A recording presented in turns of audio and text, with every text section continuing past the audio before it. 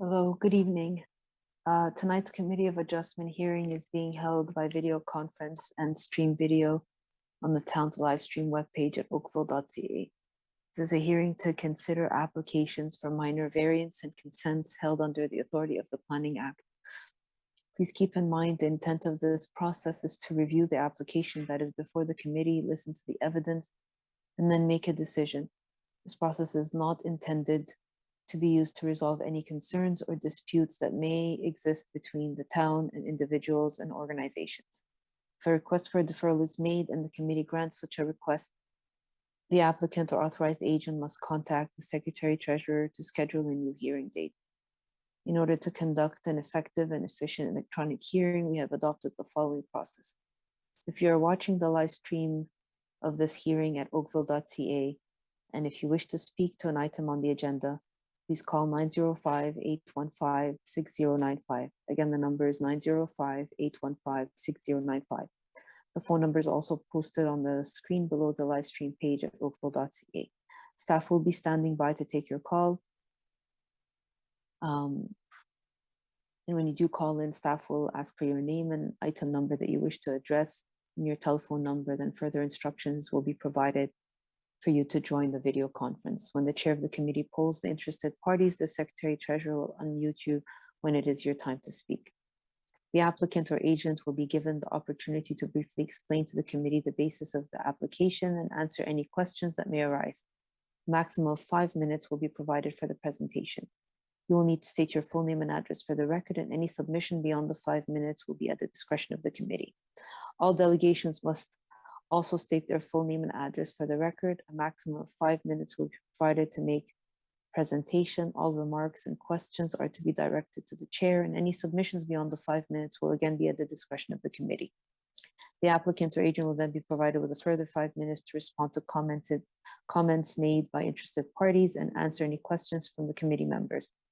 If the applicant or agent has any concerns found in staff report, particularly with the proposed conditions, this will be the opportunity to advise us. The matter will then be taken into committee for a decision, and this will mark the end of all discussions. Any person desiring a notice of the decision for an application must provide a written request, preferably through email, to the Secretary Treasurer. Please note that you must make a written request in order to be included on the list that is used by the Ontario Land Tribunal for the giving of any subsequent notice of appeal. Written notice of the committee's decision will be mailed no later than 10 days for minor variances and 15 days for consent applications to the applicant, agent, and any other person who has filed a written request for such notice. If you do not agree with the committee's decision and you would like to appeal, you can do so to the Ontario Land Tribunal, and the last day to appeal the decision to the Ontario Land Tribunal will be noted on the decision. If no appeal is received within the prescribed time frame, the decision of the committee becomes final and binding, and the Secretary Treasurer will then notify the applicant and anyone who has received a copy of the decision through written correspondence. People participating in the meeting are asked to be courteous and respectful of the members of the committee, town staff, and any other people participating in the electronic hearing. Tonight's electronic hearing is being video recorded and available for future viewing at oakville.ca. Thank you.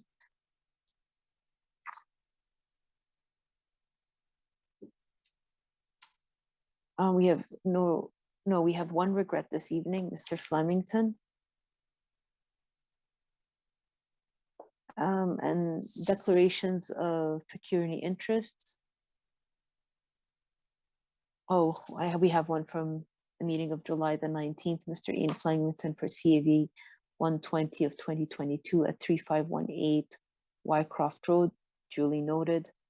I'll now take requests for deferrals or withdrawals of applications. Madam Secretary Treasurer, if there's anyone in attendance who would like to defer or withdraw an application, this will be the time to do so. Please raise your hand or notify the Secretary Treasurer.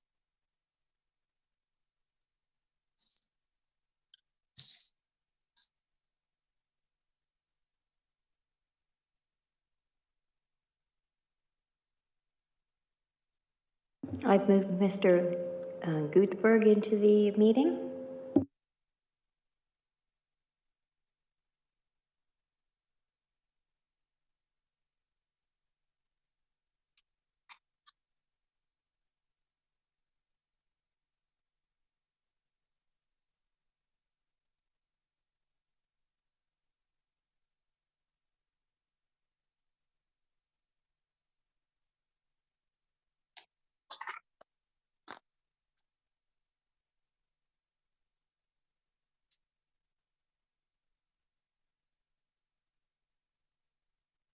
Okay, I have moved the agent for Constance Drive into the meeting.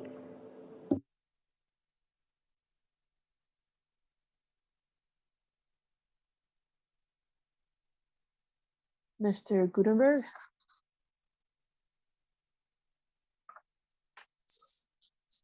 You're muted. If you are speaking, we can't hear you.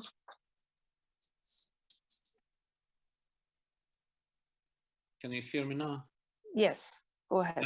Good evening, Madam Chair. My name is Victor Gilberg. I'm an architect representing the owner of number 1527 Constance Drive.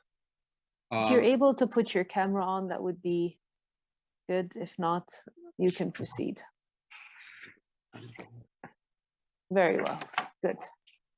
Yeah, we would like to request deferral for this application. The reason for this request is we want to have some additional time to work with city staff on design features. And I know that this project is not supported, variances are not supported by planning staff in its current shape. So we want to work with staff. We already discussed it with planning department, and they explain basically what they expect from us in terms of fitting the character of the neighborhood and reducing the variance.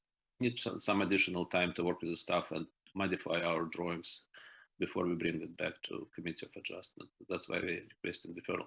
Also, there's probably one variance is missing as per zoning comments that we have to verify as well. Very well, thank you for your submission. We do have an email of opposition from a Mr. Victor Hanoun. Perhaps you can also reach out to the neighbor, and in your process of evaluating, you can inform them of any new developments. Okay, members, all those in support of a deferral? Okay, your application has been deferred. You'll see the Secretary Treasurer for the next available meeting when you are ready. Thank you. Have a good evening. Thank you too. Bye.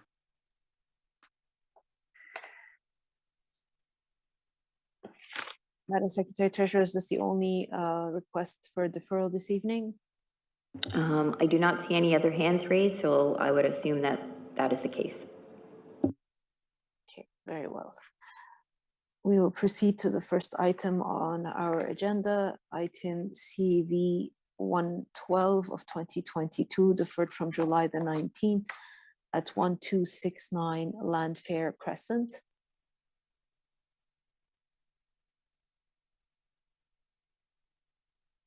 If there's anyone interested in speaking to this application, please call 905-815-6095 and staff will be there to take your call and provide you with further instruction to join the video conference. Hello, I was just invited and had to rejoin.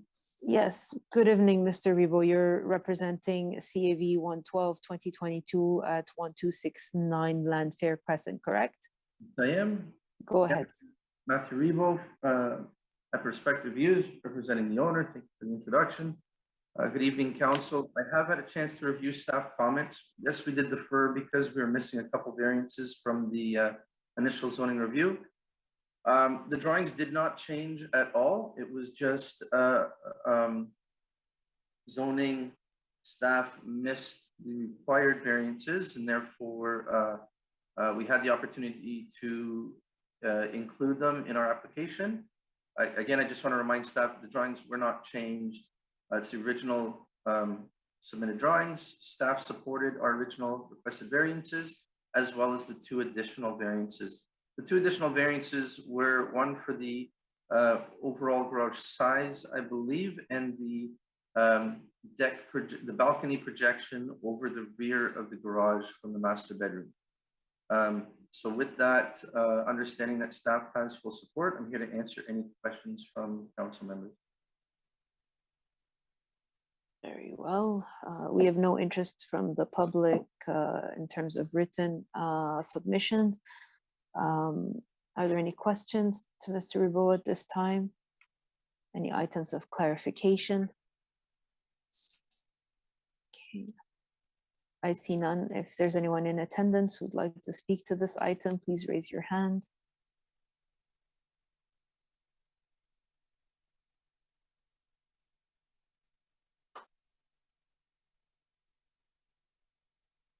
Okay, if there's no one that has called in, Ms. Secretary Treasurer will take the matter into committee.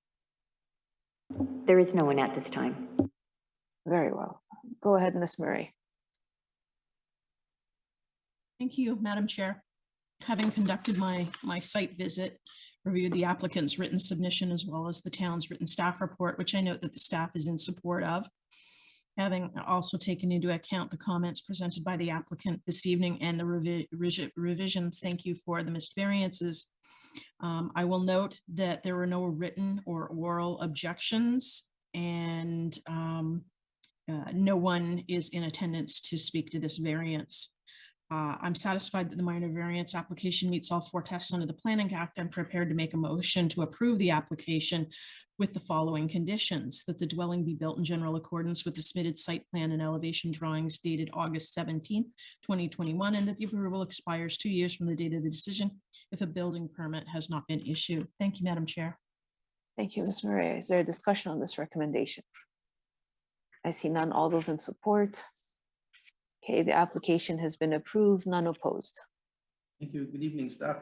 Have a good evening.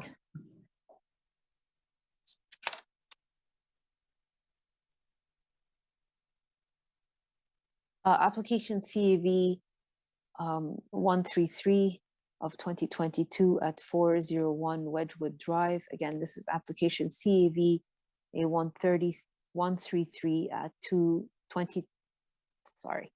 133 of 2022 at 401 Wedgwood Drive. Anyone interested in speaking to this application, please call 905-815-6095. And if there's anyone in attendance who would like to speak to this application, please raise your hand and you'll be invited to speak once the agent has finished their presentation. I do note that there is an email from a Doug Wade regarding a question with respect to cedar hedging. Go ahead, Mr. Castillo. Good evening, members of the panel. My name is Gerardo Castillo. I'm the agent for this address for 1 Wedgwood Drive. This is an application for lot coverage. We submitted the plans to planning to get their review and their support, which they did. The owner of the property also talked with a few of the neighbors. I believe also the neighbor that is on hold regarding some questions they had about the backyard. But he did talk with a lot of the other neighbors just to see if they had any issues. And so far, nobody had a complaint. Again, this variance is minor in nature. We're requesting the lot coverage mainly due to the rear back covered porch and a small cabana and porches. So the building itself is not large in mass. We do comply with GFA and all the other requirements. So again, it's just for a lot coverage. Again, mainly for the 1-story rear porch roof and the 1-story rear cabana. We have any questions? I can answer for you. Mr. Castillo, I'm assuming you got the resident inquiry regarding the old cedar hedge that is between 401 Wedgwood and 1452 Durham Street. They were inquiring whether it's going to remain or is that going to be taken down as part of the construction? Sorry, I did talk with a neighbor. Is this the property behind us, you're saying, or to the side? 1452 Durham, so I'm assuming yes, it's at the back, in the rear, yeah. I did talk with, I believe he was a neighbor. He was just asking some questions about if there was going to be any landscape plans, which we don't have obviously yet. Eventually, there's going to be some landscape design. At the time, there was no talk or questions about the cedar. So far, we're keeping, as you can see on the side plan, we have the tree protection plan, and we're protecting everything on the back of the lot. It's staying. So again, we want to keep as many trees as possible. So if it's right next in the on the property line, we're keeping. I do believe after I talked to him, the current owner contacted him to answer a few other questions. To be honest, I'm not sure if they talk about that part, but as far as I'm concerned, we're keeping so far all the landscape except for some of the trees that you can see on the side plan that have the X, but none of them are cedars. They're just small trees that are on the way of the construction. Very So well, again, thank you. yeah. Thank you for your clarification. Members, are there any questions of Mr. Castillo at this time or items of clarification? I see none. If there's no one who's raised their hand or called in with interest, Yep, the owner would like to be moved into the meeting. the owner of this property, Correct. okay. I'm promoting Mr. Shallow into the meeting.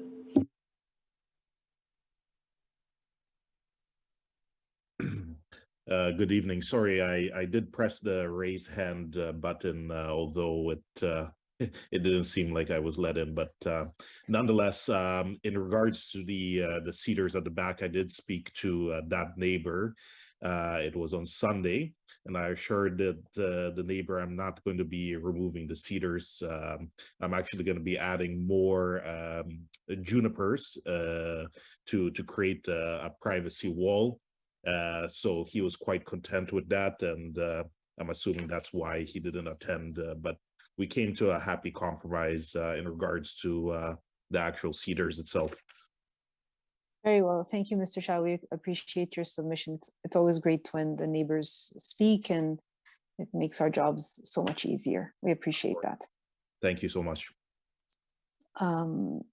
If there's no one else who's interested in speaking to this application, Madam Secretary, we will move it to committee. Okay, I see no one at this time. Very well. Go ahead, Mr. Talowski. Thank you. Thank you, Madam Chair. Madam Chair, I'm going to move that this application be approved as applied for, finding that it meets the test of the Planning Act. I don't see the variance or the coverage which relates to the porch and the accessory building having an impact. I would note that there was the question from the neighbor. I'm satisfied that that has been answered by both the applicant's presentation and the fact that the site plan does not show material being removed in that location. I would make that approval subject to the dwelling being built in general accordance with the site plan and elevation drawings dated April 26, 2022. And that the variance expire 2 years if a building permit has not issued. Very well. Thank you, Mr. Talowski. Is there a discussion on this recommendation? I see none. All those in support? The application has been approved, none opposed. Thank you, Mr. Castillo and Mr. Thank you very Shallow. much. Have a good evening. Thank you. Thank you so too. much. Okay, take care. Thanks. Bye. Bye. Application CAV 134 of 2022 at 185 Balsam Drive. Again, this is application CAV 134 of 2022 at 185 Balsam Drive. If you're interested in speaking to this application, please call 905-815-6095 and staff will be standing by to take your call and provide you with further instructions to join the video conference. I will note that there was an email of opposition from Ms. Diane and John Rosart, and we'll take the agent's submissions at this time. Mr. Roche? No, I'm actually moving Mr. Martino into the meeting. Oh, Mr. Martino, okay.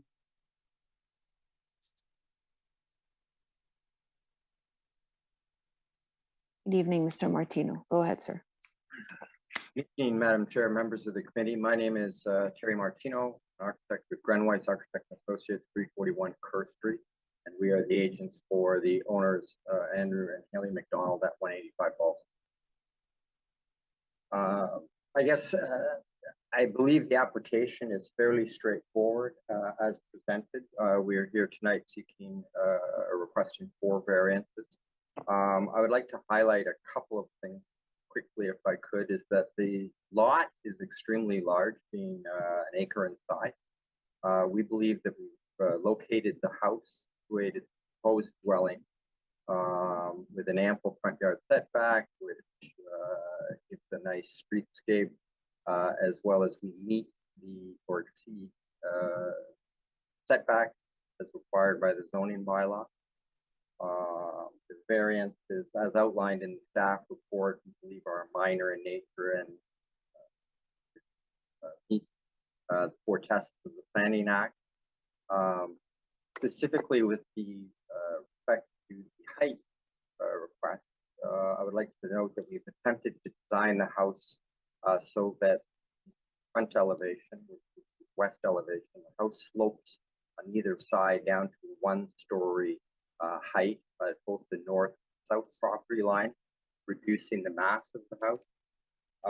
The other point I think that I would like to address is I'm aware of the 1 letter of concern from the resident on Don Essel, which is the rear of the property on the adjacent street.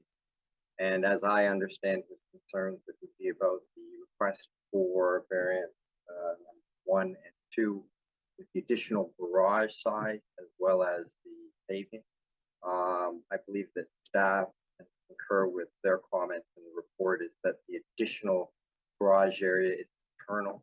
The garage is accessed from the north side of the property and does not face the street, so that there is no impact on the streetscape, as well as I believe that the width of the driveway is sort of technical variance in that access to the garage needs to be provided, and the turning radius, we purposely kept driveway paving, permeable paving, which we're anticipate using away from the trees on the north property line, so that we can kind of respect their fruit zone.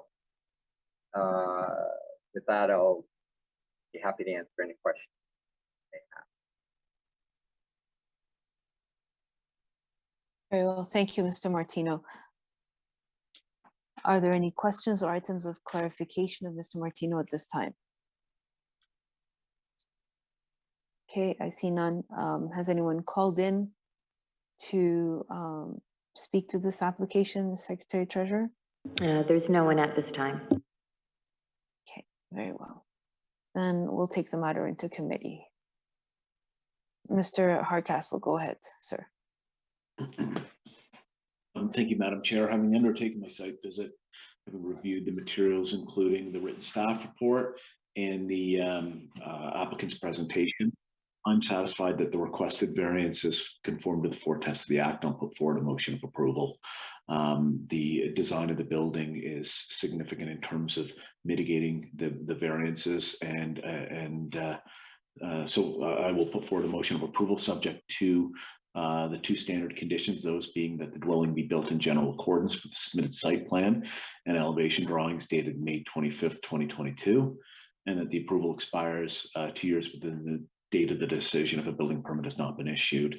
I would note that there was 1 letter submitted in objection, and the concerns that were raised were adequately addressed by the applicant in his presentation. Thank you. Very well, thank you, Mr. Hardcastle. Is there a discussion on this recommendation? I see none. All those in support? All those opposed? I think, Mr. Talowski, were you frozen? Are you opposed or for? I was frozen. I'm supporting the motion. Supporting. Okay, so your application has been approved, none opposed. Thank you. Madam Have Chair, a good evening. have a great evening. Good evening.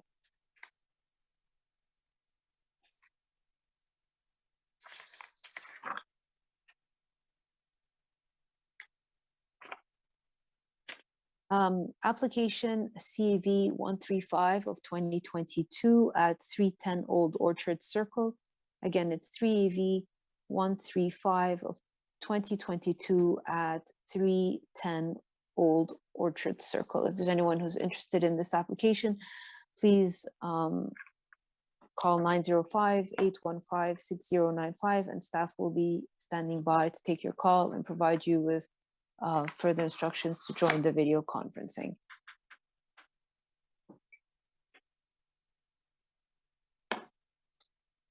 I have Kurti Shah at who's the agent for this application.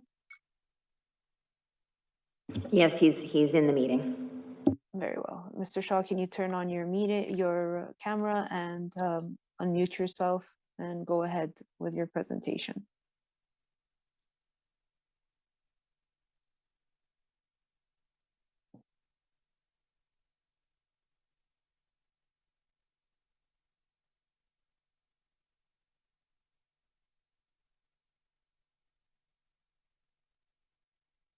Mr. Shah, are you with us?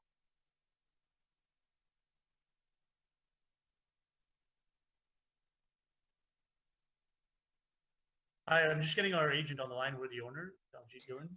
Okay, go ahead.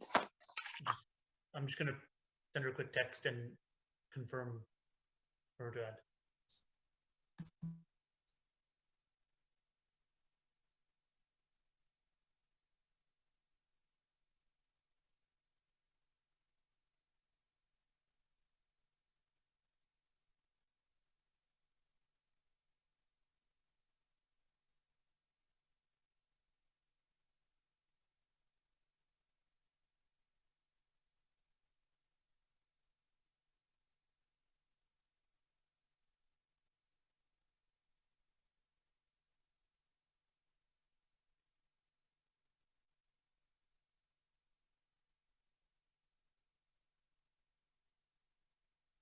Is the agent responsible for making the presentation?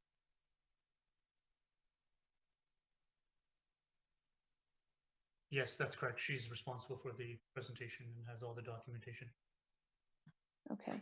Oh, so that's not Mr. Shaw in the meeting? So Is that the, Mr. Shah, like, are you the agent or you're the owner? No, I have. Sorry, 'Cause- we are the owners, and I'm not sure what's happening. For some reason, it's showing up as we're the agent. Maybe she forwarded the wrong link to us. There is only Okay. one link. So there's another Mr. Shaw. So just one moment, and there'll be two Mr. Shaws in the meeting. So just one moment. So we're gonna have to perhaps have cameras on so we know who's who. Just one moment.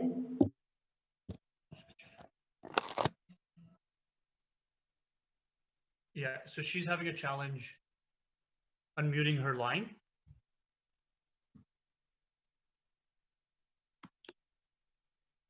So If she's unable to. Yeah, oh, now, there- okay, I'm so thank sorry you. about that. Okay, go ahead.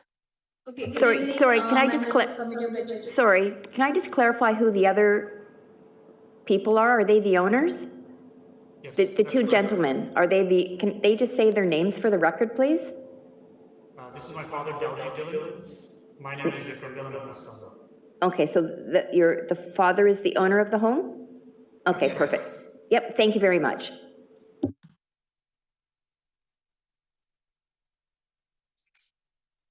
So I cannot share my screen for some reason. We don't have share You cannot screening. share the screen, but we That's do why you have had to send in a or presentation. your Okay. drawings through the town. So when you're ready, Okay. the town will put it up. Okay, I'm ready. Okay. Town staff will will provide us with whatever you've provided them. Yeah. Okay, go ahead. Okay. So this is the picture, and if you can pull the site plan for me, I would just explain quickly. No, it's whatever you sent in, and you were advised to send in a presentation. You sent in all the pictures. We don't have access to the other information. That's fine, It's whatever you that's fine. submitted. So I'll Okay. explain quickly. So we are going for this minor variant just for the length of the parking in the garage. So zoning bylaw required 5.7 meter, and we are deficient 0.6 meter. Right now we have the parking available like 4.8 meter in the length, but practically we can park the car, and I have sent all the pictures to the committee of adjustment regarding the practically we can park one car in the garage and two cars side by side on the driveway, so we can meet all the requirement for the second dwelling unit. So I would just appreciate it. This is I think this is minor in nature, and I would appreciate if this will be supported, the application. Can town staff bring back the pictures, please? Is The- that the the only pic- picture that was submitted? Yeah, the pictures were sent in individually, and I said they had to be as one document, and I never received it. So we don't have the ability to go from picture to picture to picture. It wasn't sent as one document unless I can check with IT to see if they can do it. Just one moment. Okay, they're gonna try, so just bear with us. They're gonna see if they can go, because I think there was, I don't, a dozen maybe pictures. Oh, okay. He's gonna cycle them through, so hopefully everything will work out. Okay. Yes, so this is the picture representing that we can easily park one car inside the garage.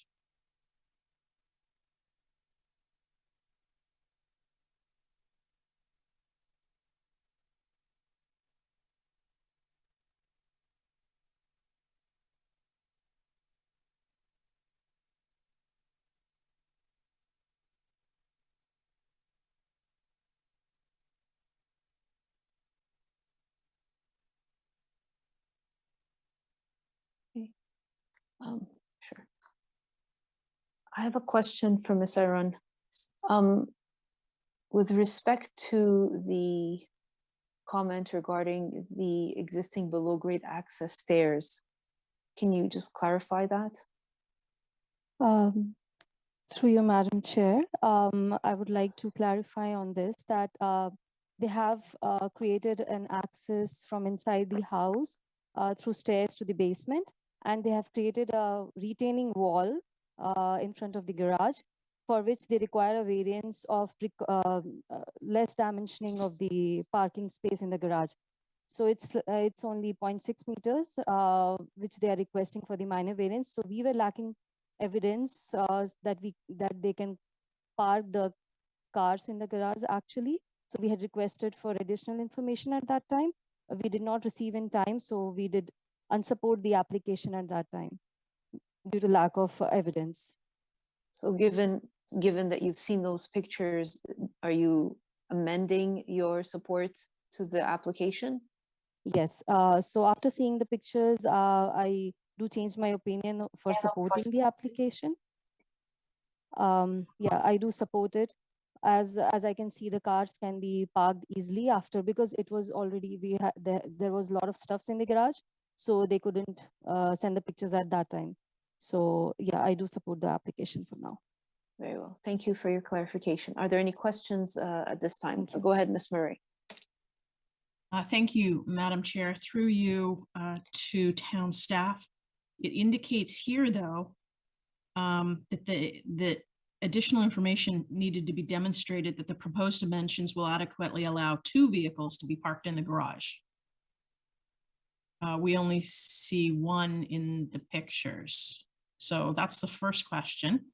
The second question is part of the parking or accommodation. Now, I took a picture when I was doing my site inspection, and it looks like there's an additional front pad parking that's been added. And I don't see that on the drawings. I don't know if you guys can you see that additional front pad parking with a dark car? Yes. Okay, so see that. I'd also like to ask town staff if that's permissible. So through you, Madam Chair. So when I went for the site visit, I had a word with the tenant and the owner there. So that particular car, the dark car which was parked there, it was parked because they didn't have any. It was broken down and the keys were lost. So it's not allowed to park there. So it's not permitted to park there, but they had parked because they had lost the keys. So I had told them to remove it as soon as possible. And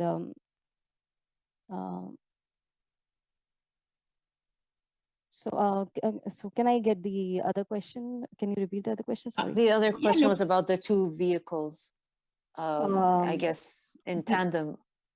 Yes. I'm assuming if all of the material inside the garage is removed, then another vehicle can be parked, but I'm not sure if that is what Ms. Murray is asking, whether.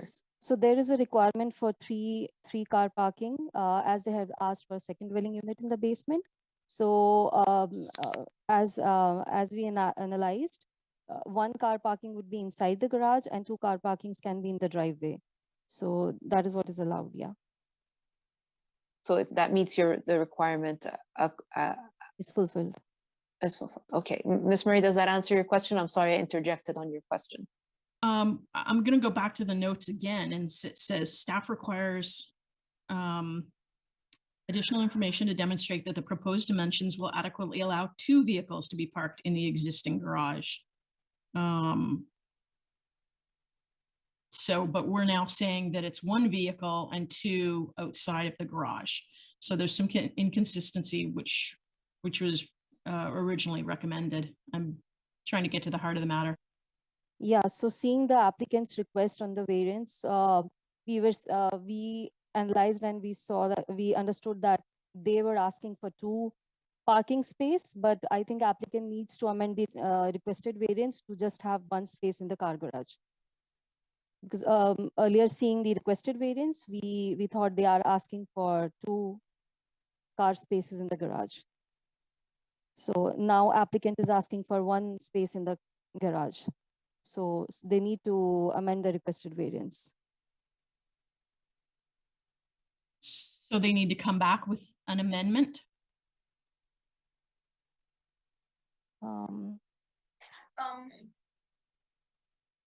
I think if you show the, I have already submitted the site plan.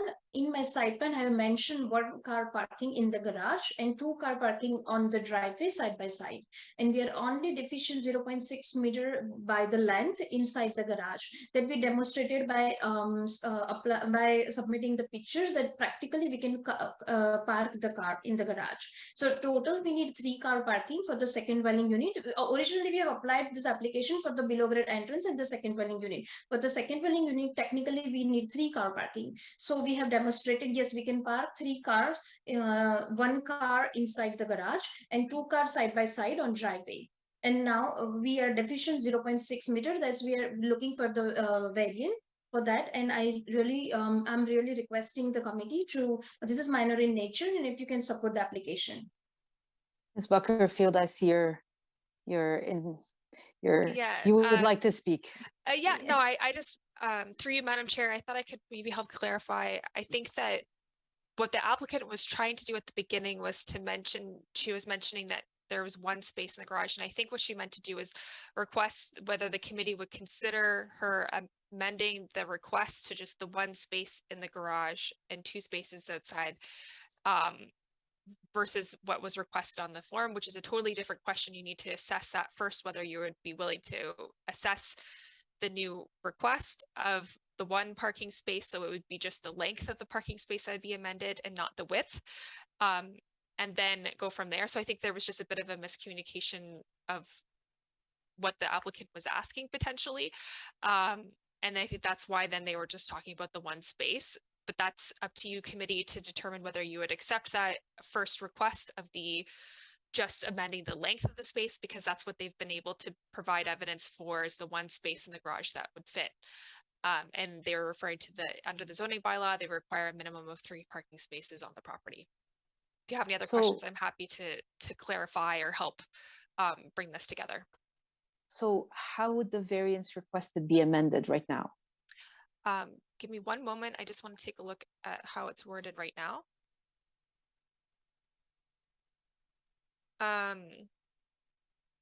So then it would say to permit the minimum dimensions of a parking space located in a private garage to be 4.8 meters in length. And then it would end there, because then the minimum widths would still apply. Okay, and then you would remove where 2 parking spaces is provided side by side? Correct. All the way to the end, right? Correct, because the rest of it is to apply to the width, and so then it would just be to the length. So then they would have the ability to have the 1 parking space in the garage. So you'd have to consider whether you could accept the amendment to the variance, and then whether the pictures were enough evidence to demonstrate that that car can park in that garage. Okay, so Ms. Shaw, are you satisfied with your presentation? Because we'd like to take that into committee so we can discuss it. Yes. Ms. Erin, you're okay? You have nothing further to add? No, I'm good. Thank you, ma'am. Okay, very well. So we'll take the matter into committee. Let's take this one step at a time. Are we in agreement to amend the variance as requested to permit the minimum dimensions of a parking space located in a private garage to be 4.8 meters in length, full stop? Ms. Murray? A question through you, Madam Chair. Procedurally, are we allowed to proceed that way? Yes, because that is what the applicant is requesting. They're requesting that be their variance. If I understand this correctly, Ms. Buckerfield, correct? I believe so. You should confirm with the applicant, but I believe that's what they were, that's what they're requesting, is to amend the variance to be less, it's a less of a variance than what was previously Okay, requested. so Ms. Shaw, can you comment on this? I just want to be sure that I'm understanding this correctly. Is this the Yes. variance that you are requesting? So you no longer need the second part of this where two parking spaces are provided side by side? You're satisfied that you That's provide correct. the two parking spaces in the exterior? Correct. On the driveway. That's correct.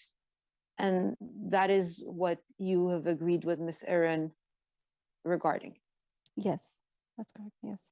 Okay, so with that said, and it's on record, then we are okay to proceed procedurally in that respect. So I'll go back and ask the question again. Are we okay to amend as requested by the applicant and agreed upon by town staff to permit that the minimum dimensions of a parking space located in a private garage to be 4.8 meters in length, full stop, and remove the rest of this variance that is requested? Can I see a show of hands in agreement, please? Okay, so we're all in agreement. So it'll be amended as stated, Ms. Secretary Treasurer. Now we can take the matter into committee. Who would like to make a motion? Go ahead, Ms. Murray. Thank you, Madam Chair. Having conducted my site visit and reviewed the applicant's written submission, as well as the town's written staff report, which I note originally was not in support of the variance. However, the variance has changed. And Ms. Shraddha Arun is now, town staff is now in support of the variance requested, which is to permit the minimum dimensions of a parking space located in a private garage to be 4.8 meters in length. I note that there were no questions or submissions from the public, written or oral. I'm satisfied that the minor variance application meets all four tests under the Planning Act, and I'm prepared to make a motion to approve the application for variance subject to the following conditions, and that the variance to permit the minimum dimensions of a parking space be located in a private garage to be 4.8 meters in length, and that, one second, and that the approval expires 2 years from the date of the decision if a building permit has not been issued for the proposed construction. Thank you, Madam Chair.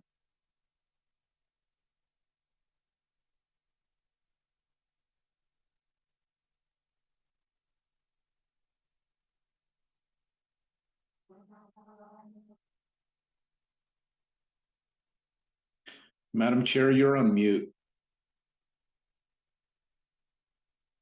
I thought I was losing it. They're both not even hearing me, and it was me all along. I apologize.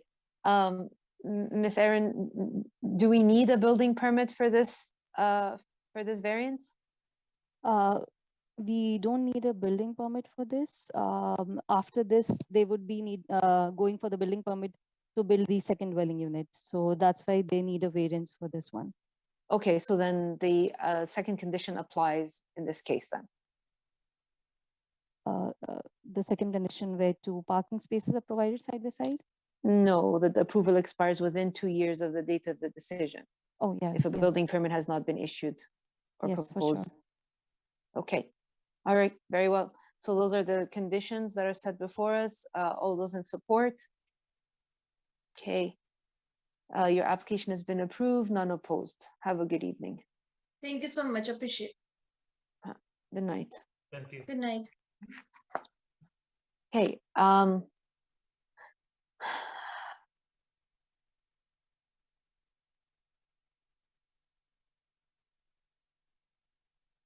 application CAV 136 of 2022 at 3308 Lakeshore Road West. Again, this is application CAV 136 of 2022 at 3308 Lakeshore Road West. If there's anyone who's interested in speaking to the application, please call 905-815-6095. And staff will be standing by to take your call and provide you with further instructions to join the video conferencing. Who do we have as the agent for this application? Mr. Len Radomski. Okay. Mr. Radomski, are you with us?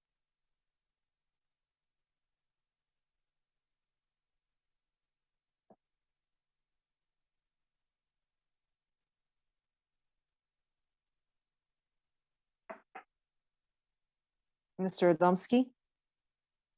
Very well. We see you. You just need to unmute yourself. I apologize. Good evening. Good evening, Madam Chair. David Nelson from our office will be speaking to this matter. Okay. He's raising his hand to join the panel. Okay. Is he on phone or video conferencing? He is on video conferencing. Okay. Ms. Secretary Treasurer will invite him in. Thank you very much. Good evening, Mr. Nelson. Good evening, Madam Chair, members of the committee. David Nelson speaking on behalf of Ruth Victor and Associates. Mailing address for Ruth Victor is 191 Main Street South, Waterdown, Ontario. I have read the Town of Oakville staff comments. I have no comments or questions arising from that. My concern is specifically with respect to the comments from Conservation Halton and the request for a deferral on this matter. So that is what I am speaking to this evening. I just wanted to point out that the comments from Conservation Halton make reference to a letter of July 7th, 2022.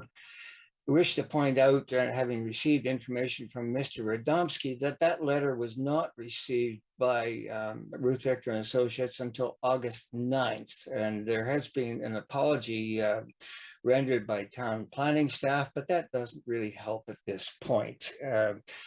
I did want to point out that the requested information, that is the topographic survey with the setbacks documented on that, has been provided to Conservation Halton through a revised site plan application.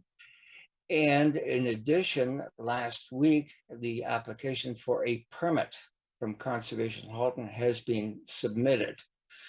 One other point of information that I have for the committee, TerraProbe, who is the geotechnical engineer on this particular project, and Baird Coastal Engineering, who did all the work with respect to the shoreline protection, have both indicated that the required setback for this building is 27.8 meters. We are in excess of 40 meters. So my request is that you proceed to deal with the application. However, that said, if the committee wishes to defer the application based on the request from Conservation Halton, I have no problem with that. I would like to point out that we did try to speak to Conservation Halton today. Len did connect with the planner who wrote the comments. However, the planner could not find a manager who was prepared to, or available rather, to provide an email to the town saying that they no longer had an issue. So that said, Madam Chair, I leave it in your hands as to whether you wish to defer or proceed. Okay, thank you, Mr. Nelson. Just, I should, regardless of how we proceed this evening, our approval of your application will still require Conservation Halton's weigh in and permit. So their process probably trumps anything that we would approve here today, correct? I believe so, Madam Chair. As I said, Okay. the revised site plan application is before the panel at the town of Oakville, and the Conservation Authority has not had time to review that particular document. And the specific document for a permit from Conservation Halton to permit construction of the dwelling has been filed. So I believe those two would give the Conservation Authority plenty of opportunity to override anything that you might do this evening. Very well.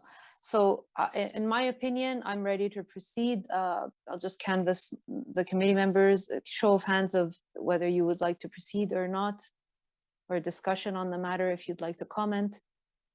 Madam Okay. Chair. Yes, Mr. Hardcastle, go ahead. The same question of staff, please. Oh, absolutely, sure.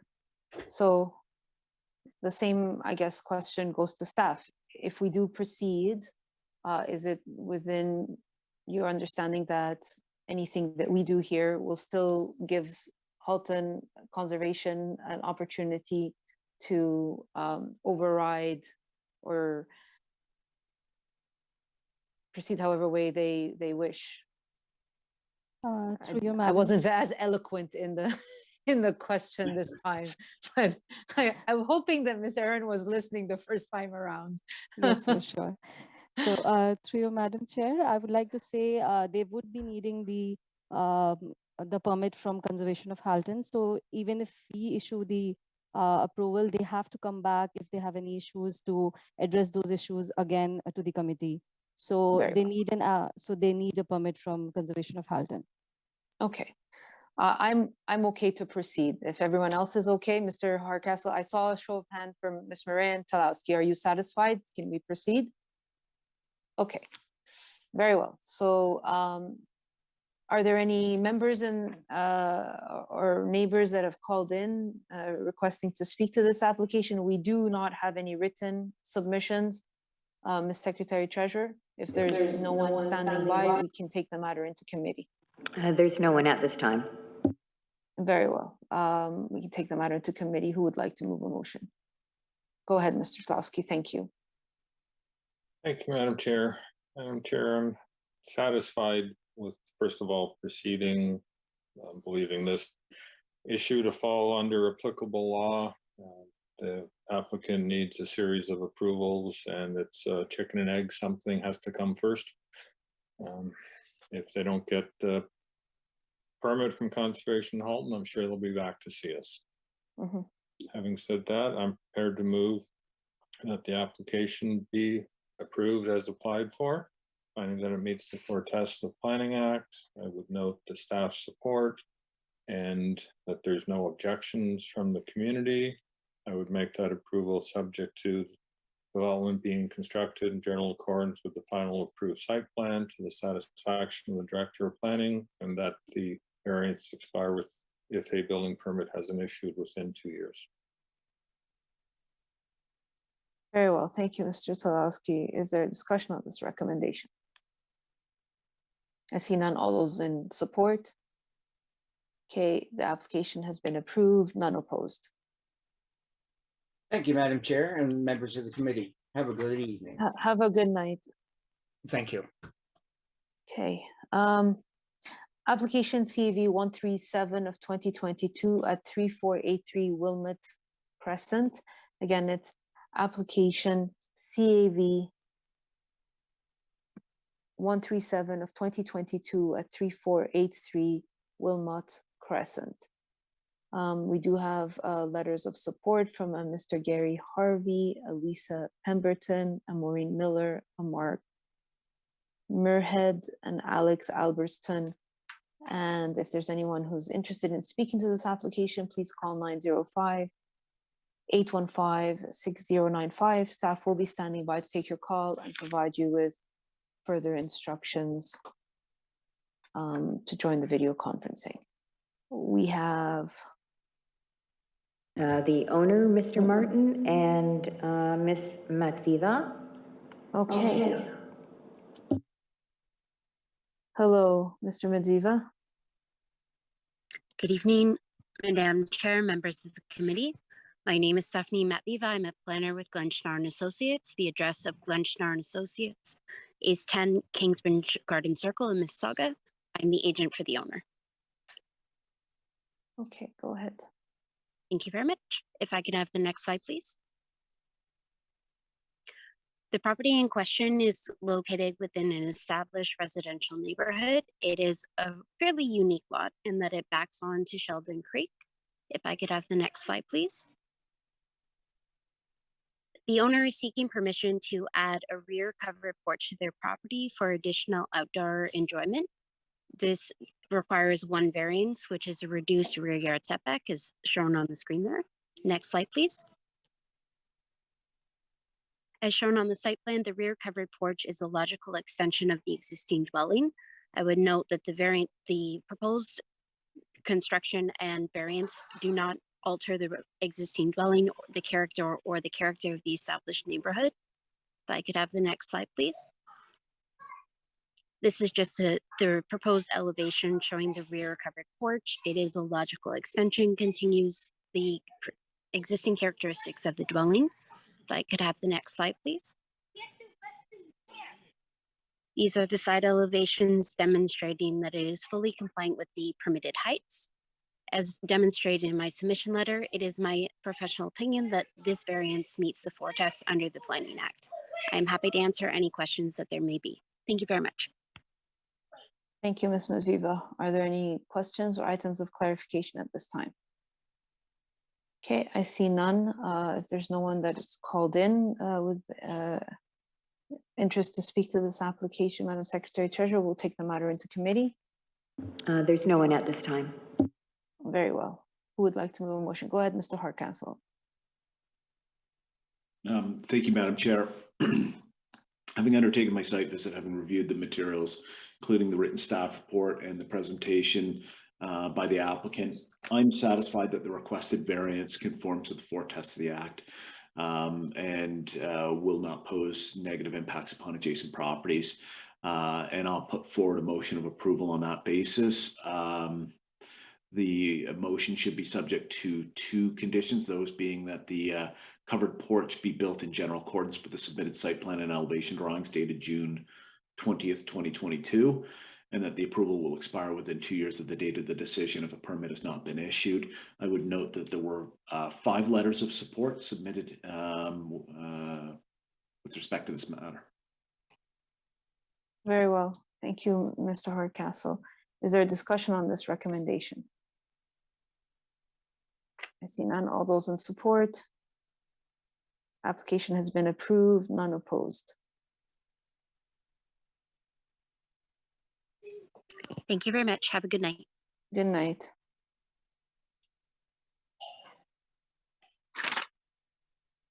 Okay. CAV 139 of 2022 at 64 Cox Drive. Again, it's CAV 139 of 2022 at 64 Cox Drive. I've got Mr. Jason Heather as my as the agent.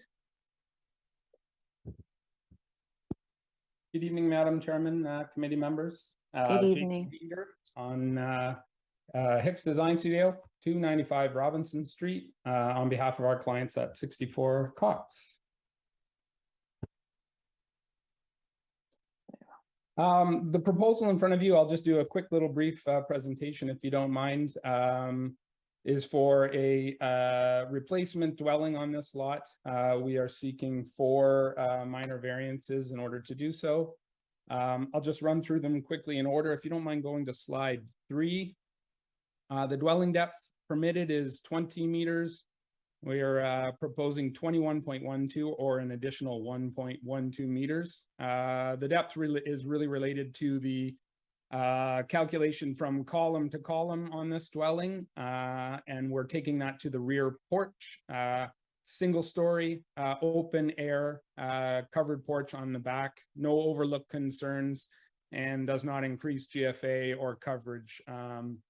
We comply with coverage and setbacks for this property. Second variance, if you can go to slide 6, please.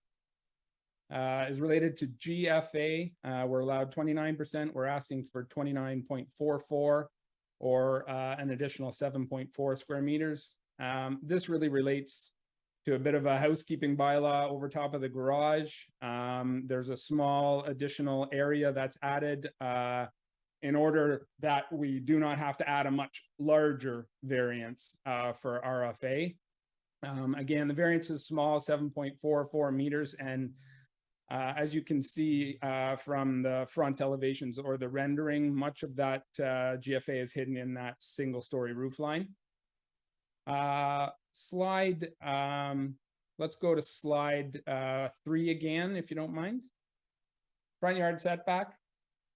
This is at the end or approaching a cul-de-sac lot. So we've had a bit of back and forth with town planning, and we have slid the house back a little bit from where we initially proposed it in order to line it up with the dwelling to the north. We're seeking a variance for my apologies here, 19.92.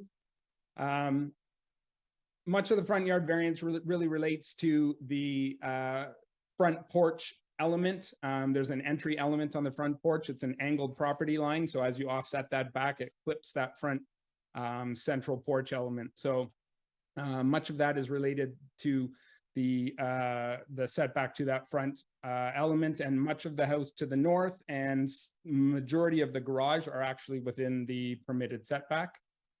And lastly is the height. If you can go to page 9, please. We're requesting variance for 9.28 meters, so an additional 2.28 meters. You'll see 2 red lines here. The taller line is the 9.28 meters. It relates solely to that center entry feature. The rest of the house, or the lower red line, complies with the bylaw. So all of the majority, or 80% of this house, complies with the bylaw. It's really that central feature that has a little pop-up that causes the variance. We are also a little bit deficient on the average grade on this. It's located 0.5 meters, so a half a meter below finished floor. So that sort of contributes to the variance requested. The house steps down, and we've also introduced a single story garage element, so it relates better to the house to the south. We believe the variances meet the 4 tests of the act, and I'd be willing to take any questions. Thank you, Mr. Heater. Are there any questions or items of clarifications at this time? I do have a request to attend by Mr. David Leonard and a Mr. Joseph Bielski. Has either of them raised their hand to speak to the committee, Madam Secretary Treasurer? Yes, they just raised their hand. I'll just be moving Mr. Leonard into the meeting. Very well.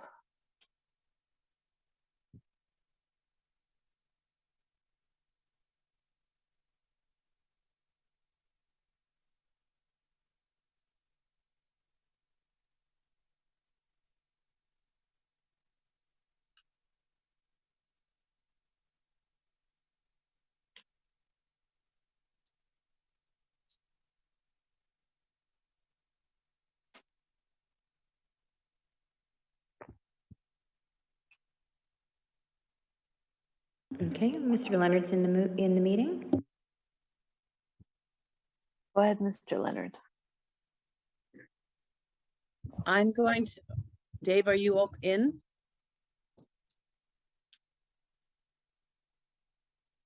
Who is speaking?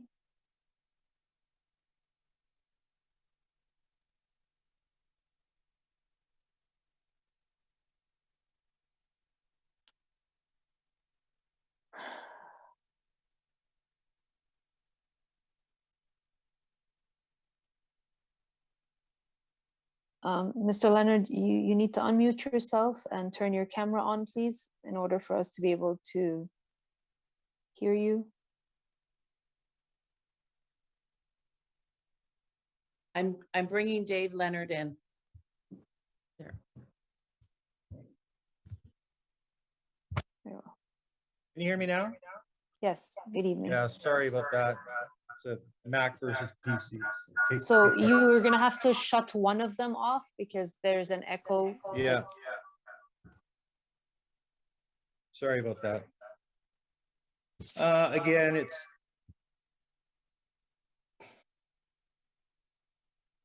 that better? Yeah, that's better. Okay, hi, it's David Leonard again from 56 Cox Drive. We've lived here since 2008. The intent of this presentation is to contest the third variance pertaining to the request for a variance on the front yard minimum. The new home that's proposed at 64 Cox Drive is a spectacular home. We have no issue with the proposed size, the depth, or the height of the house, which are all to a certain extent pushing the boundaries of the bylaws, but that's here nor there. The issue that we want to talk about is the decrease in frontage, which will make the new house 1.93 meters closer to the street than the existing house, or 0.59 meters beyond the minimum required setback. And I know there was a bit of confusion between the set of drawings that Hicks submitted and clarified by the town last week, and clarified to me, so I appreciate that.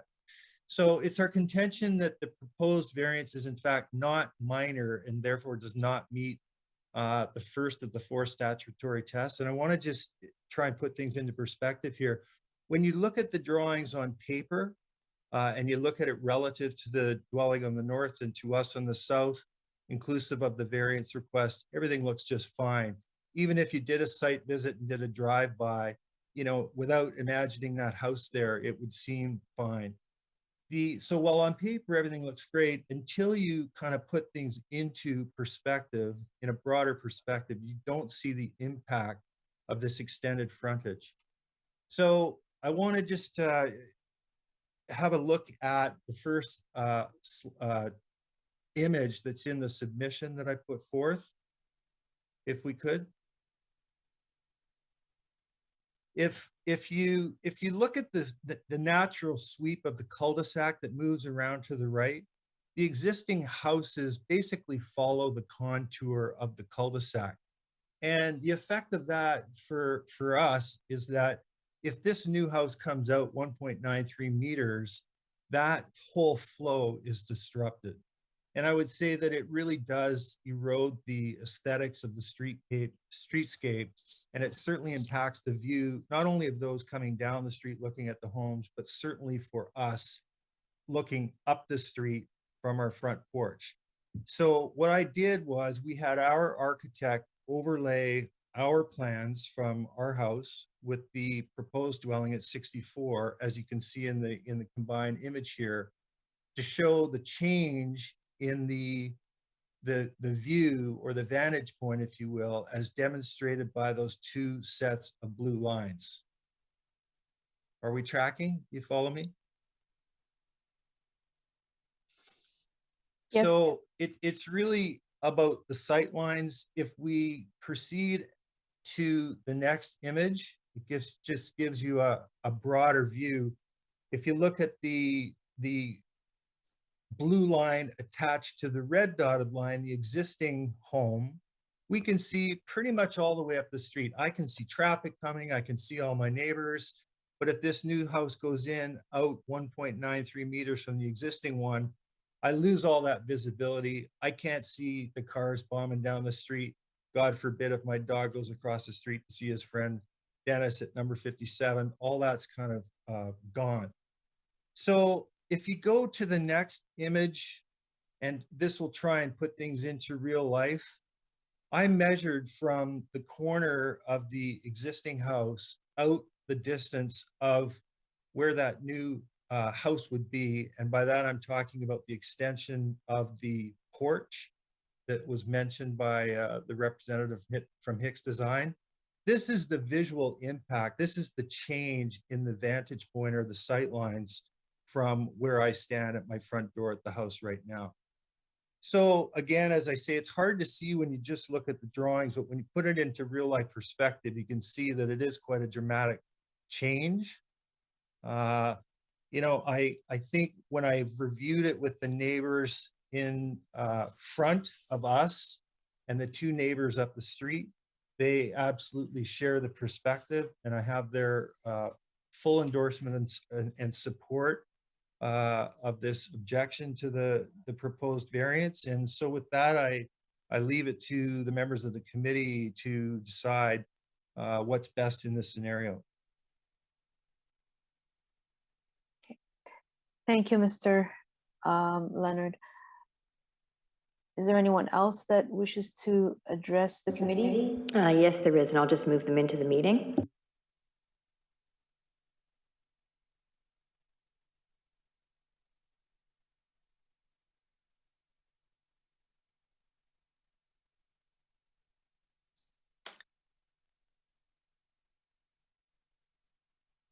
Okay, Mr. Joseph Bilski has been moved into the meeting.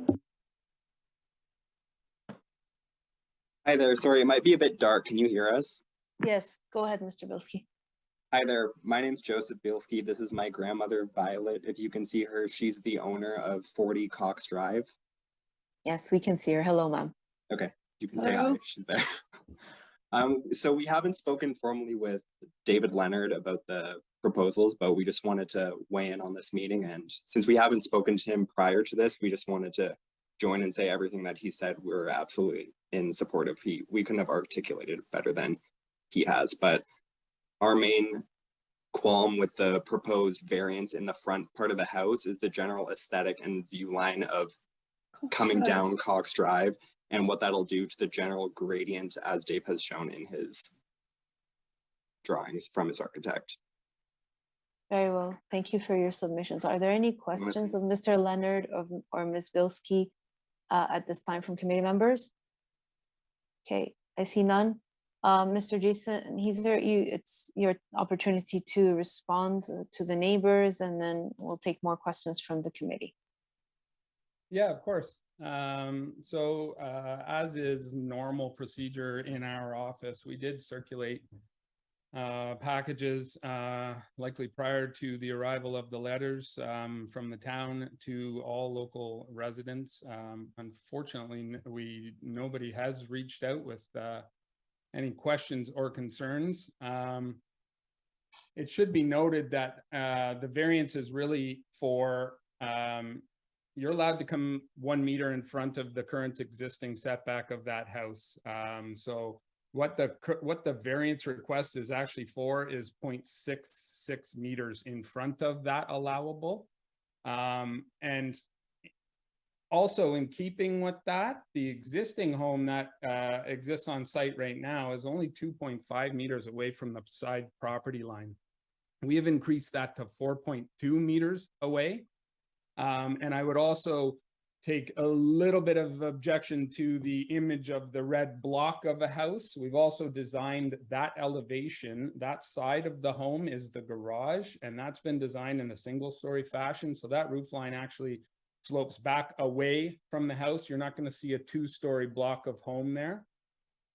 And just to sort of further complicate, once you get past this lot, you enter that cul-de-sac, right? So that cul-de-sac curves in quite dramatically. The front yard setback at 56 Cox Drive is only 13.95 meters. So I would suggest, and it would be our opinion, that that line and this established new front yard setback is most definitely in keeping with the street scape on this side of the street. And in fact, in this neighborhood, if you look at it as a whole, there are a bunch of varying front yard setbacks. This would help align with that. So again, we are further away from the southern neighbor at 56, 2 meters further away. We are a single-story elevation at that meeting point. And the variance request is really for 0.66 or 2 feet additional frontage. And again, not all of this home, a good portion of this home is actually beyond is permitted as of right. It really is that clip of the front porch corner and the front corner of the house that does not comply. I'd like to respond to Jason, if I might. Jason, you could take that red No, box. no, Mr. Leonard, your time has been allotted. It's right now the time of the committee to hear the response, and then we take the matter into committee. That is how our procedure is. We understand your submission. We appreciate your submission, and we'll take it from there. Mr. Either, are you done so that I can open the floor to the committee members to ask the questions that they? Yeah, and I would just say we did work with planning staff on this particular variance in question quite significantly, and you will see in their staff report they are supportive of the variance and did feel that we did align it correctly on this street facade. Can you bring back your presentation? Just point out the corners that you just alluded to, the ones that don't comply, as you just mentioned. Yeah, so you'd have to go to page 3 of this presentation. Unfortunately, I'm not going to be able to mark up on here to show you, but if you imagine a line, how do I, Ms. McCray, am I able to mark up on this at all? Unfortunately not, sorry. Yeah, so really, if you take, there's those yellow elements that are colored in there. The front yard setback, that entire element from the north side of the second yellow square, all of that complies, because you can see the front yard setback is actually on an angle. This house is oriented along the side property lines versus the front yard. So you can imagine that front yard setback coming back when it hits that front corner of the house by the garage and the driveway. We are only 1 foot inside of that with the setback, and as you extend that line, everything beyond that second yellow bump northbound is within the allowable, as is half of the garage.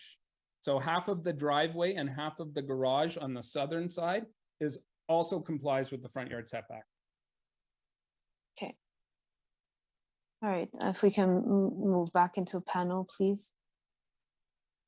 Are there any questions or items of clarification of Mr. Heather? Go ahead, Mr. Talowski. Thank you, Madam Chair.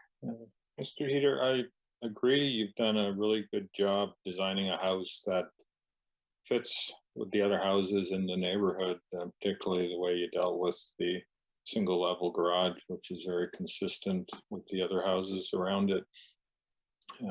But I do have some sympathy for the neighbors questioning on the front yard setback, and I appreciate that as of right, the house can come a meter further, and you've indicated that it's only 0.66 of a variance, but I feel like I have to turn that question around and ask you, if it's only 0.66, why do you need this variance? Why can't you take that 0.66 out of the rear yard? And just before I let you answer that, I'll just raise the other issue that, again, I appreciate that the part of the house that's immediately beside the neighbor is a single story element. But when you look at the side elevations, the part of the house that's sticking out the furthest, that's the subject to the variance, is a full 2-story. And so it has a greater impact in that the leading edge is 2 stories. But I guess my primary question is, why do you need this variance, and why can't you take the only 0.66 out of the backyard? Yeah, it's an effort.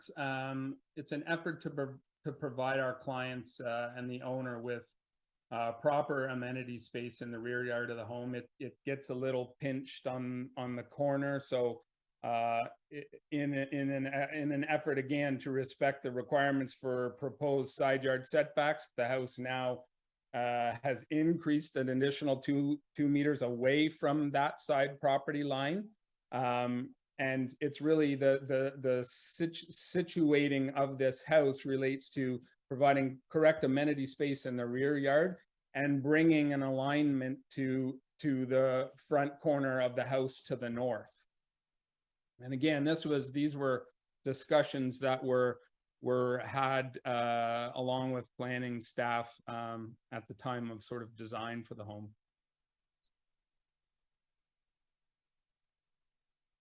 But you appreciate, Mr. Heater, the neighbor wasn't party to those discussions, and that's why we have these hearings.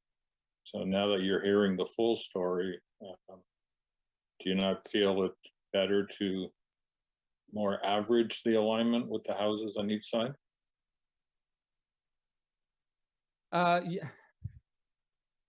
Yeah, I mean, I know we feel that we've put forward a really good application here. My hesitation here is that, again, as a practice for our firm, we canvass the neighbors in advance of this always, and trying to engage any comments or communication that is available from anybody. There were no letters of opposition submitted to this file, nor did anybody reach out to us to discuss this matter. That would have, I guess, maybe helped us move forward here. But that would be my one concern. I'm sure, again, I'm sure my client would be willing to revisit the front yard setback, but it's with hesitation that I do so, because again, nobody reached out to us in advance, nor did they file any comments with town staff, at least nothing that we're in receipt of, and I don't believe anything was received. I see Mr. Leonard shaking his head. Did you not receive any of the information, Mr. Leonard? The first I knew of a house going up next door was me looking out my den window, seeing two surveyors digging a hole in my front grass. The new owner and the general contractor made no effort to come knock on the door and share their plans, nor were they obligated to. I've never been through this process before. The first package that I got from Hicks, which was very well done, I took the time to read through it. I took the time to discuss it with the neighbors. I followed protocol, and I sent what I thought was a fair argument regarding this particular setback. I invested the time to have my architect overlay the plans from Hicks with ours from Gus Ricci to demonstrate the impact of the frontage. And I appreciate Mr. Michael Toloski's perspective that the house itself, inclusive of the front porch, is the blockage. It's not just the single-story garage. Okay, thank you, Mr. Leonard, for clarifying. Hi there, sorry, am I allowed to say something as well? Go ahead. So we're at 40 Cox Drive, which is 2 doors down. We're the property that's on the lake here at the end. So even in the photos of who is supposed to receive the information about the application, our property is in that circle, but it doesn't extend our property. We didn't receive any information about what the application was from anyone. We didn't receive anything. The only reason we're weighing in now is because I phoned the contacts that was on the sign on the front lawn, but we didn't receive any information prior to this. And you are within the circle of 100 meters? Yes, and my grandmother here, she's lived on this street here for over 60 years. And used to own our house. Yes, my grandmother here used to own Dave Leonard's house, and now we live in the house at the end. So I just want to make a final comment, if I may. Mr. Leonard, I understand your perspective. We've heard it and we know. I just want to understand something. Mr. Velisky, is it possible that the mail was not picked up in a timely fashion? Do you pick the mail up for your grandmother, or? Yeah, we check the mail multiple times a day. There's only one spot. There's several people in and out of where the mail goes every day. Someone would have found it. Nothing was delivered. Okay. I know that staff does mail it out to the required perimeter. So I can only assume it was mailed out, but what happens in the mail, I apologize. I don't know. Sorry, Any I other just, questions? I just want to Yes, Ms. confirm that Yes.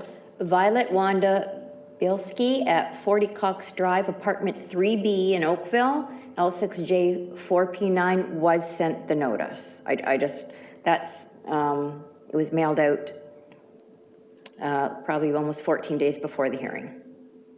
Okay, so we do have confirmation that she was on the list. It was mailed out. So if there's any error in the receipt, it will probably be on Canada Post's end.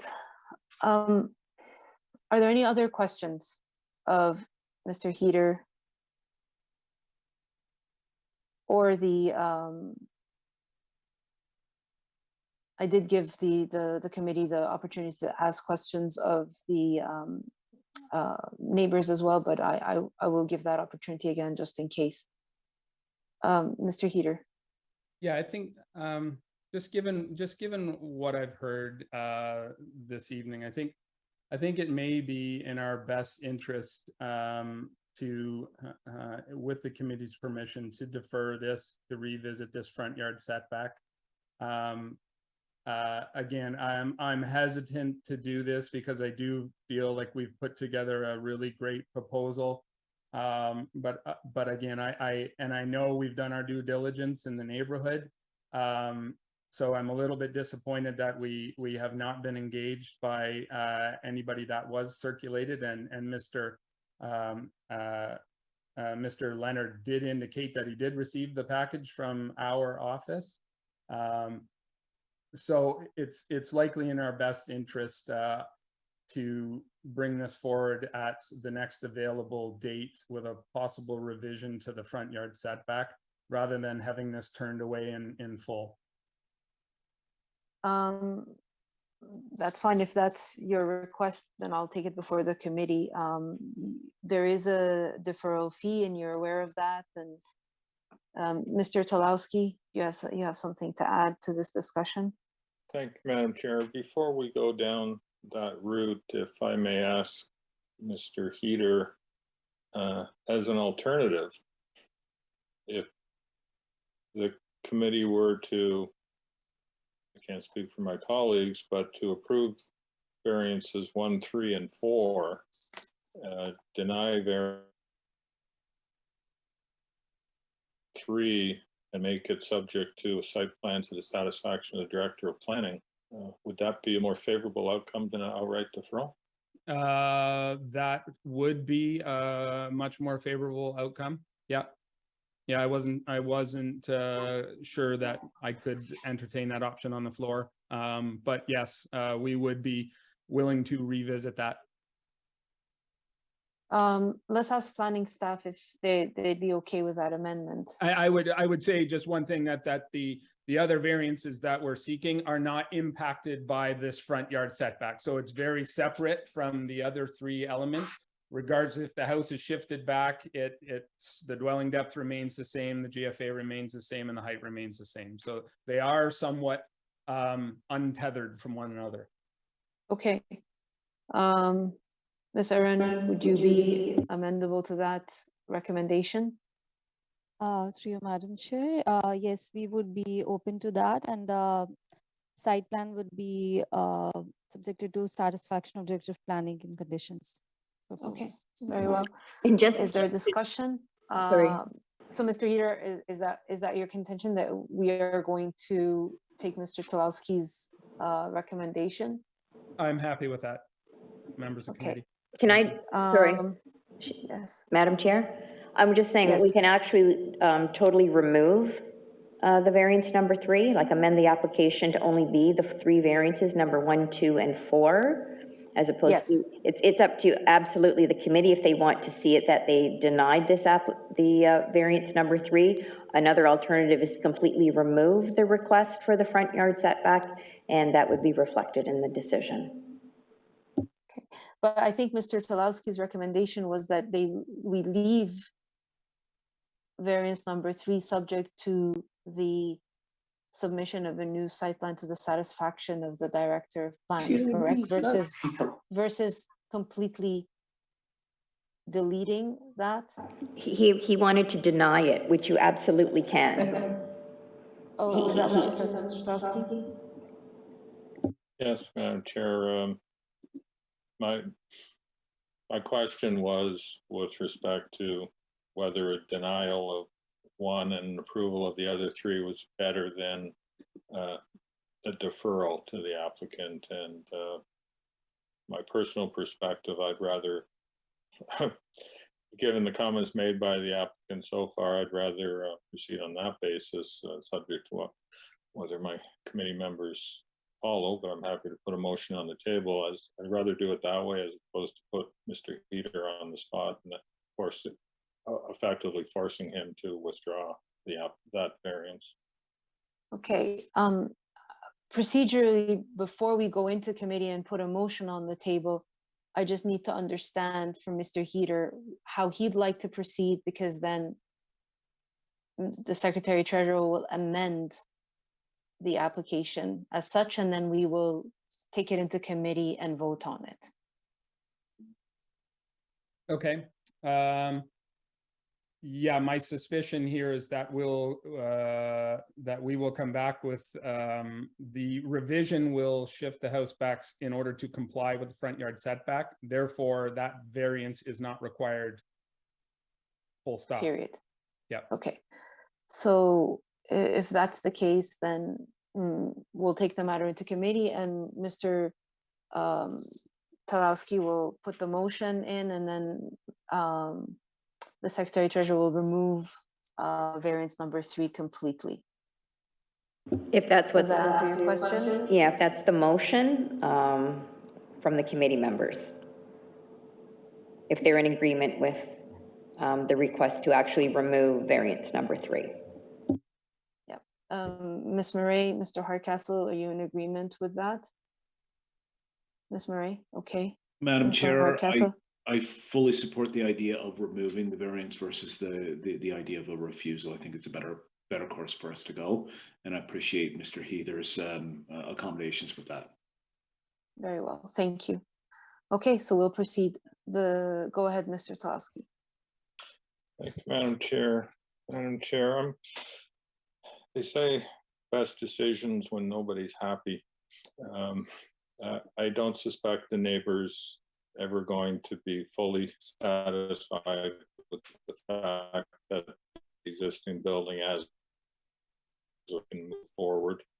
I suspect the applicant's not going to be fully happy with, taking space out of the backyard, but in this instance, I believe that is the right decision for this application. As for my earlier comments, I don't believe it should be deferred. I think this can be dealt with tonight. I will accept Mr. Heater's removal of variance number 3, and I'll move that the application as amended, so that would be variance number 1, 2, and 4, be approved, finding that they meet the test of the Planning Act. I will note that we had concerns from the neighbors, which I believe the resolution here addresses to the best way that it can. And I would make that approval subject to the dwelling being built in general accordance with the elevation drawings dated July 7th, 2022, and site plan to the satisfaction of the Director of Planning, and that the approval expire.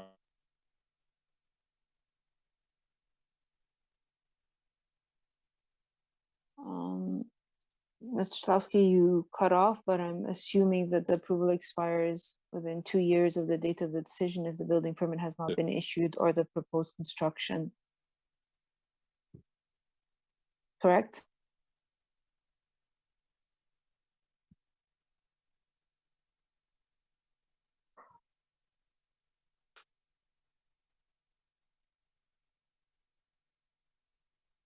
I'm just going to wait for him to come back.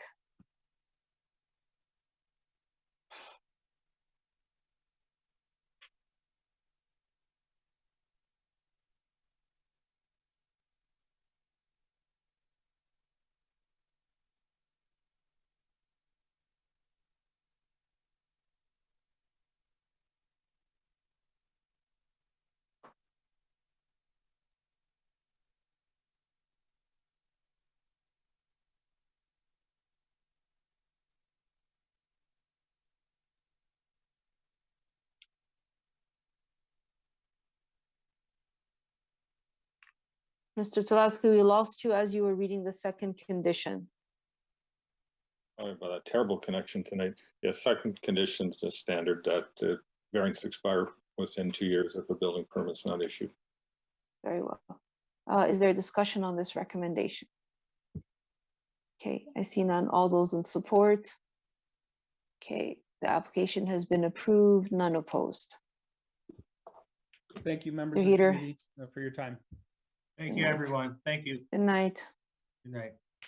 Good night.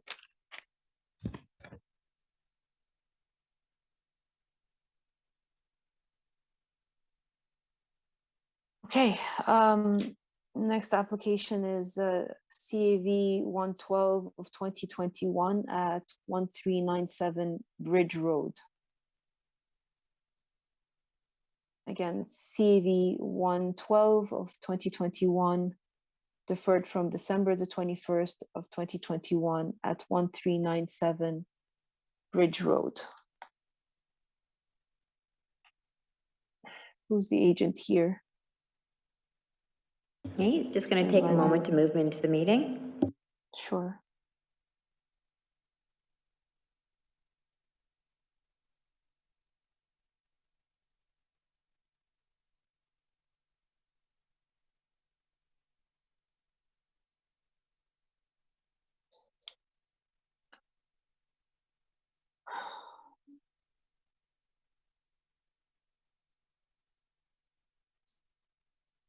This is application CAV of 112 of 2021 at 1397 Bridge Road. If you're interested in speaking to this application, please call 905-815-6095. Go ahead, Mr. Angelici. Good evening, Madam Chair and committee members. Thank you for letting me present this to you this evening. This was deferred, as you mentioned, from December 21st. At that time, we were asking for relief from the residential floor area. At that time, we were asking for 49.73%. We were asking for relief from lot coverage, and we were asking relief from building height. From when we deferred till now, we have reduced our requested variances to only the residential floor area. We have reduced it to 45.23%, which is basically cutting in half what we were asking for before. That area that puts us over is basically a fourth bedroom on the second floor. This is a requirement of the homeowner, as he has 3 children. So that it's required, he needs that fourth bedroom. Reading staff's comments, their biggest concern is massing, and I can appreciate their concern for massing. If you look at what we're proposing here, the fourth bedroom on the second floor has been placed on the south elevation. It was an intentional effort to not place it directly aligned with the garage, therefore reducing the massing. Also on that side, most of the garage is only a single story, and that was intentional based on the fact that the neighboring dwelling to the south of it is only a single story. The 2-story side is aligned with the north elevation. We feel that what we're proposing here in terms of massing is very similar to what has already been built at 1393 Bridge Road. And if you take a look at the streetscape as a whole, you'll see that most new development follows along the size and proportion of the massing that we're proposing with this application. I'm happy to answer any questions. Okay. Are there any questions of Mr. Angelici at this time, or items of clarification? Okay, I see none. If there's no one who's called in for this application, Ms. McCray will take the matter into committee. There's no one at this time. Okay, let's take the matter into committee. Who would like to move a motion?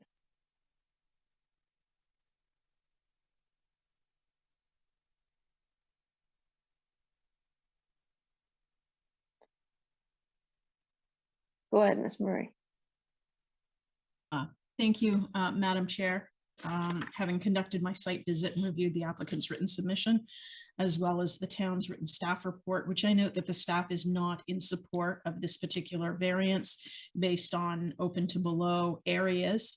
I've taken into consider the comments presented by the applicant this evening. I would put forward a motion to deny the variance. Thank you, Madam Chair.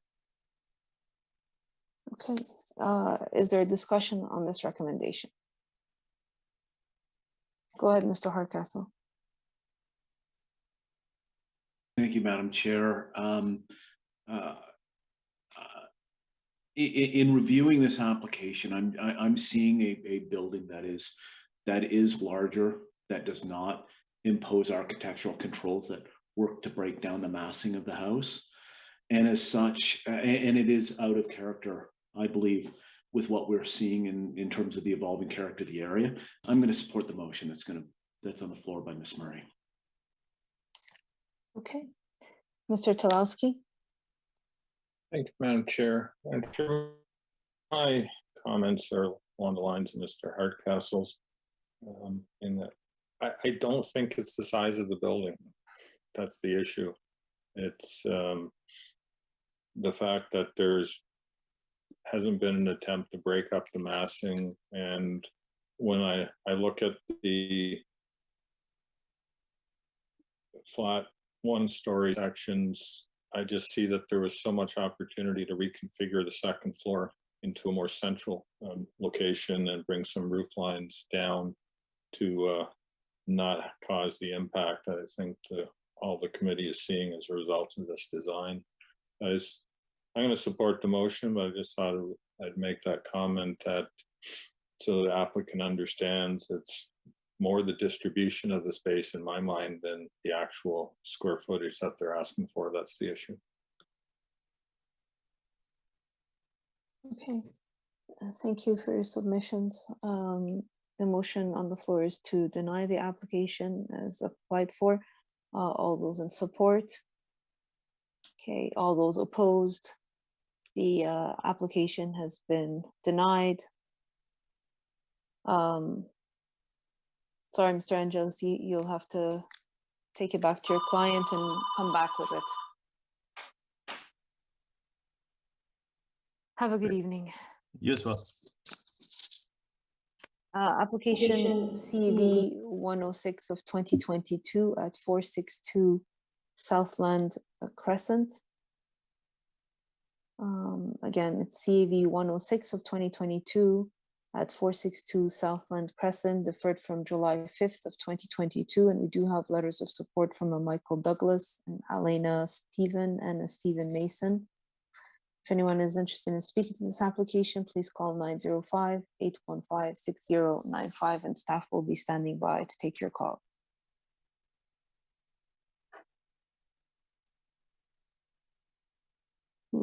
We have Shane Edwards as the agent. Good evening.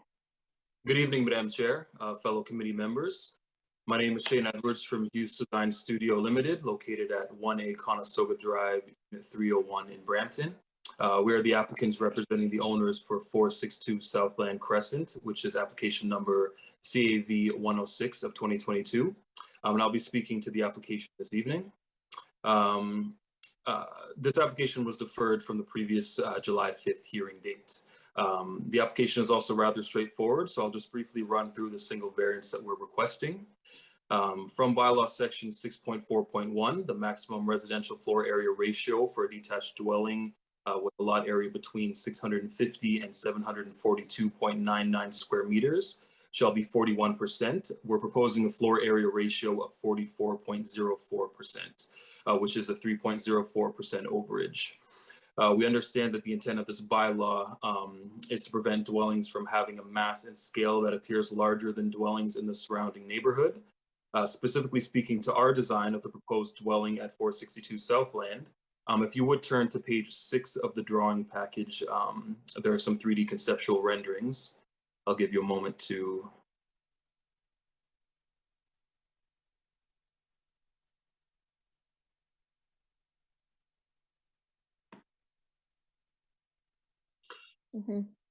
Yes, as you can see, the second floor was designed to be hidden within the massing of the roof as much as possible. So it would be perceived as less of a second floor massing.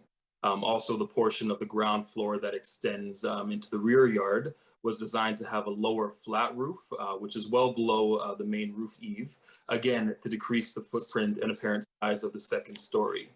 The dwelling was specifically designed this way to be as non-impactful to the neighborhood as possible and to blend in with the surrounding dwellings. We did great care to work with town staff to ensure the design was sympathetic in this nature, to which town staff did agree and provided staff support of the application, which can be seen on page 2 of the minor variance report. As another note, we did canvass the neighborhood and received 3 letters of support from neighbors on Southland Crescent. With all that being said, we do believe our application is minor in nature and meets the 4 tests of the Planning Act. And at this time, Madam Chair, I'd like to open the opportunity to take any questions that you or the other committee members may have. Very well, thank you for your submission. Are there any questions of Mr. Edwards at this time or items of clarification? Okay, I see none. Ms. McCray, if there's no one who's called in and desires to speak to this application, we can take the matter into committee. Okay, there's no one at this time. Okay, very well. Who would like to move a motion? Go ahead, Mr. Hardcastle.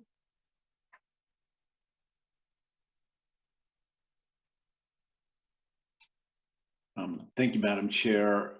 Having undertaken my site visit, having reviewed the materials, including the written staff report, and having heard the agent's presentation, I am satisfied that the requested variance conforms to the 4 tests of the Act, and that the increased residential floor area will be mitigated to some degree by the architectural design of this building. And so I'll put forward a motion of approval subject to 2 conditions. Those being that the dwelling be built in general accordance with the submitted site plan and elevation drawings dated May 6, 2022, and that the approval will expire within 2 years of the date of the decision if a permit has not been issued. I would note that there were 3 letters of support provided with respect to this matter. Very well, thank you, Mr. Hardcastle. Is there a discussion on this recommendation? Okay, I see none. All those in support? Okay, the application has been approved, none opposed. Thank you very much, Madam Chair, fellow committee members. Have a good night. You as well. Have a good evening.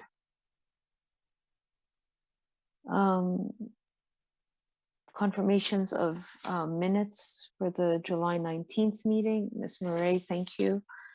And a motion to adjourn. Mr. Hardcastle, thank you. You're adjourned at 8:49 p.m.